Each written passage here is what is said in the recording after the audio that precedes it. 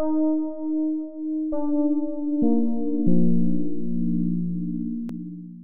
are so many problems associated with fracking on so many fronts. Water quality, the chemicals that are used to extract the natural gas are toxic, and it creates a wastewater issue. The wastewater is sometimes injected deep into our drinking water aquifer, so we have our drinking water at risk. We have these waste ponds, and the toxins get emitted into the air. There's issues related to infrastructure with the hundreds of trucks delivering the water and the waste back and forth over the period of the life of the well.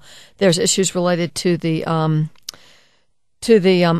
landowner protections. There are the contracts that they're heavily pro-industry, anti-landowner. I understand that some of these farmers have signed contracts that will give them $1 or $2 an acre for the mineral rights when they're going for thousands of dollars an acre in other states, and leaving them with the liability for contamination. They're just it's a very problematic process. One thing that's particularly problematic is that the energy industry back in 2005 got this process exempted from the Clean Water Act and the Safe Water Drinking Act. So there's no federal oversight. So it's been left up to the states.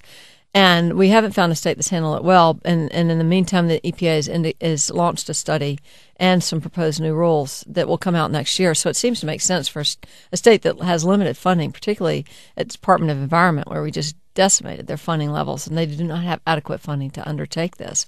We ought to wait to see what the EPA says about this process.